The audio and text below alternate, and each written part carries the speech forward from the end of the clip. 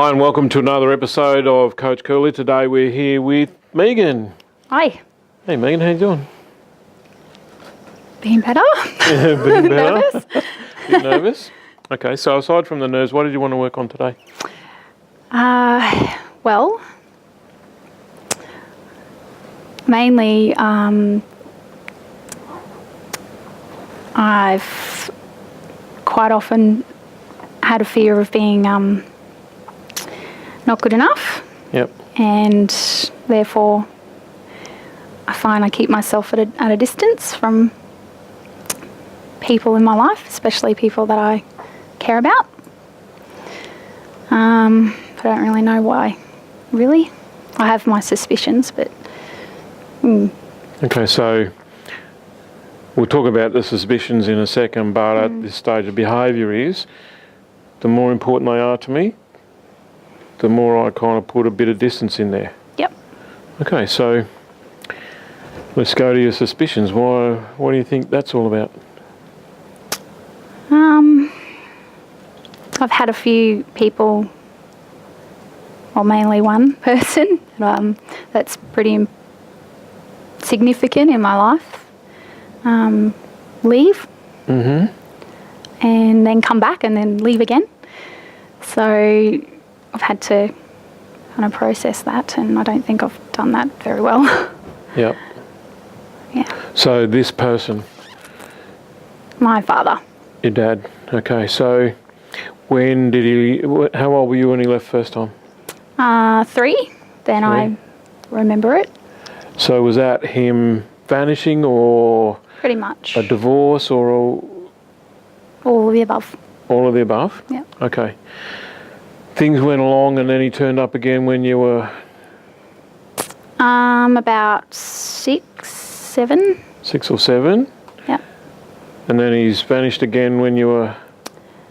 About 13. 13 or so? Yeah. Still gone? No, and then we reconnected around, I was about 21. Mm-hmm.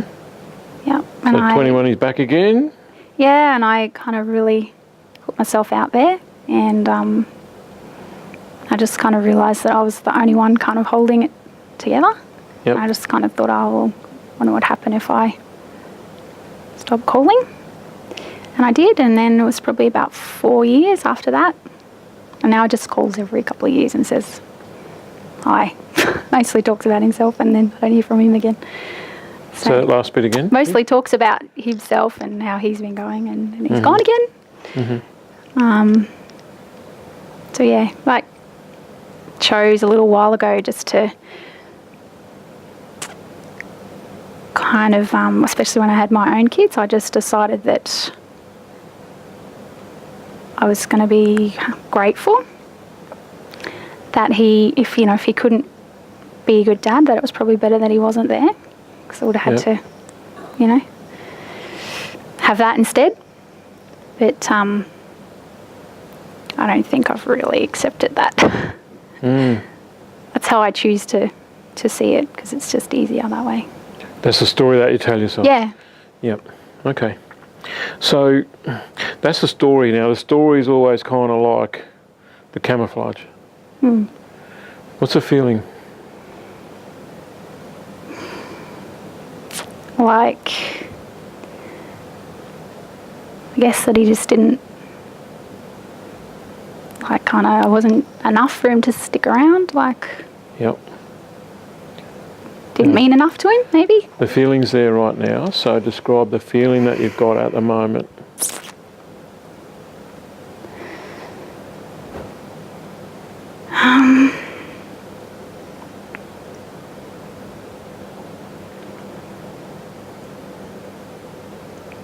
I don't know, grief, I think, sadness.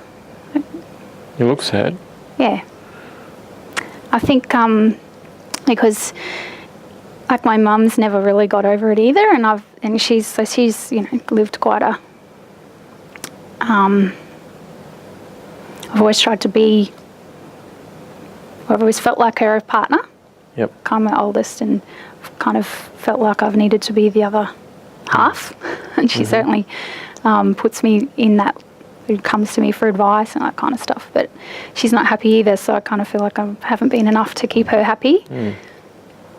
So kind of given up on that, which makes me really sad. So is there a relationship there with your mum, or is it kind of like when you said I've given up on It's that? hard. It's hard?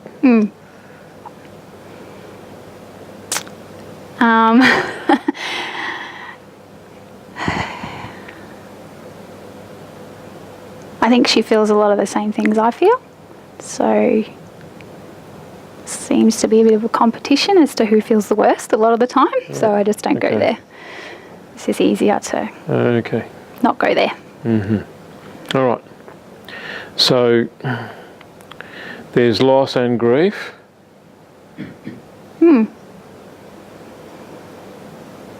So in my, like, one thing that is really great in my life is my partner. He's kind of the opposite to my father. Yeah.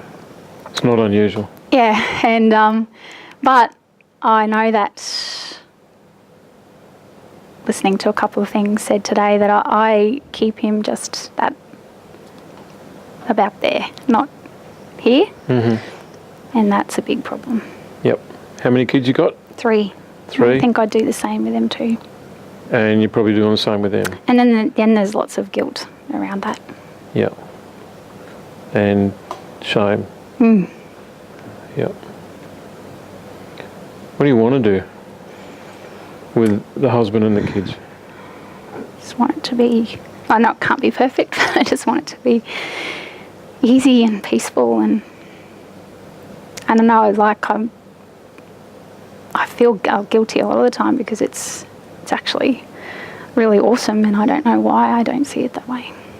Yep. So, like, you know, a lot of people would love to have what I have, but they're not in my shoes, I suppose. But yeah, I just want to appreciate them more, and I know that I do, but I just don't know why I don't show it. If that Well, makes because sense. if you do, that'll let them in closer. Because you see, relationships are about how available are you.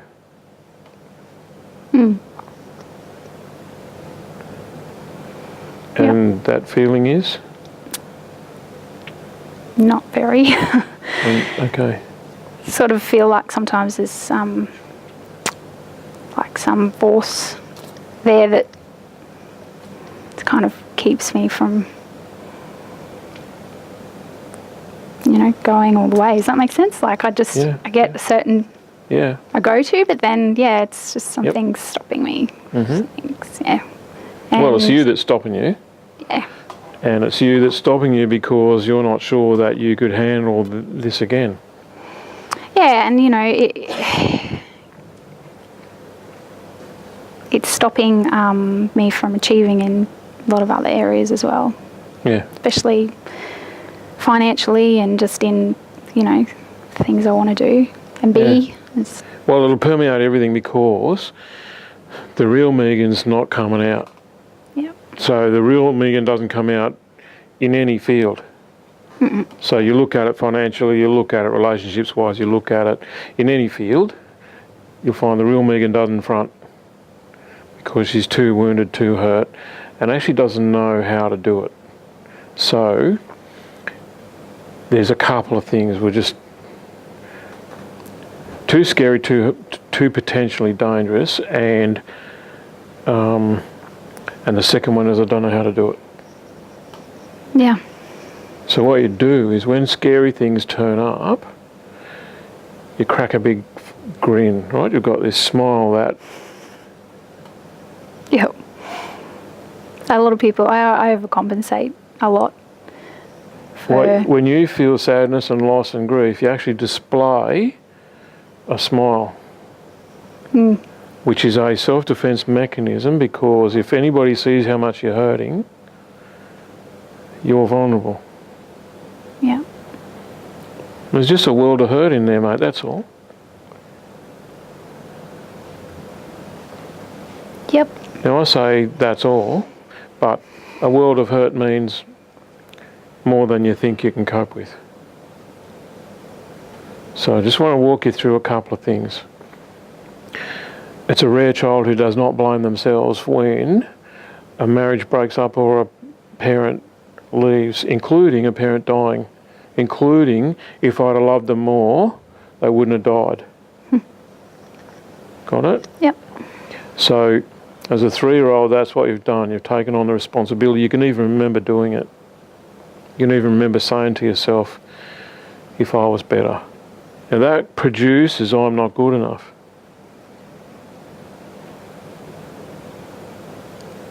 Yep. Now you've got kids, would that be fair for your 3-year-old? Mm-mm.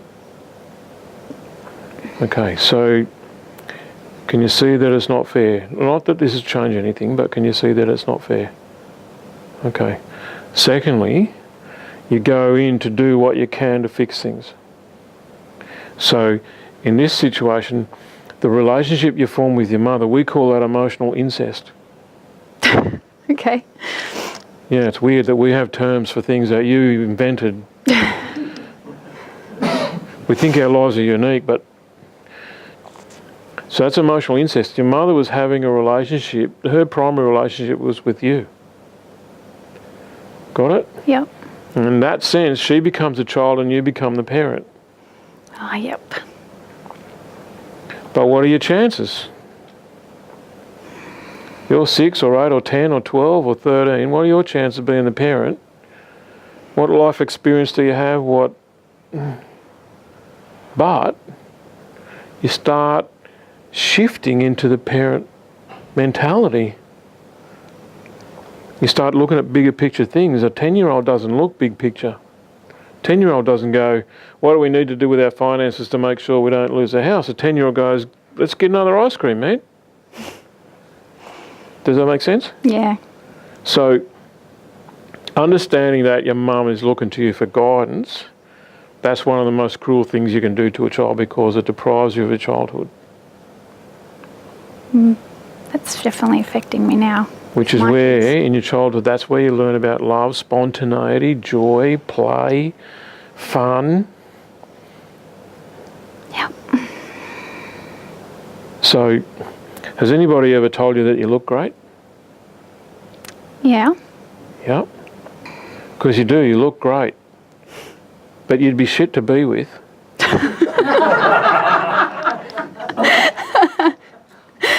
I like being with myself, so that's... Yeah, I can believe that. Now, why would you be crap to be with? Because I'm no fun. Because you're no fun. But that's not your fault. In other words, you're no fun. That's not a personal thing. That's not about your character. That is, you didn't learn. No one taught you. When you don't have a childhood, you don't get to learn how to play. Yeah. And if you watch your kids, how old are they? 10, 8 and 4. 10, 8 and 4. There's at least 2 of them in there who know how to play. Unless you've been in there corralling them and stopping the fun and Sometimes, yep. getting them in the bath and then getting them out and then getting them here and... Like you kind of got the perfectionist look about you. Yes. Yeah? Okay, this is a double whammy. I've been working on that one. Yeah. Because a perfectionist thing comes from the need to control things so they don't go wrong. Because what got you in your early life was you couldn't see it coming, you couldn't do anything about it, it went horribly wrong, and maybe if I got my fingers in all the pies, that'll stop things from going wrong and hurting me. So you've got this mad Nazi thing about rules and how it's got to be done, drive the kids nuts. When in actual fact, the children have turned up in your life to teach you how to be fun and spontaneous, not you. Teach them how to Especially have one of rules them. and regulations. And Yep. does that make sense? So you're going to have to do more of dressing in your daggy clothes and rolling around on the floor with them. Yep. And letting dinner be late or burnt.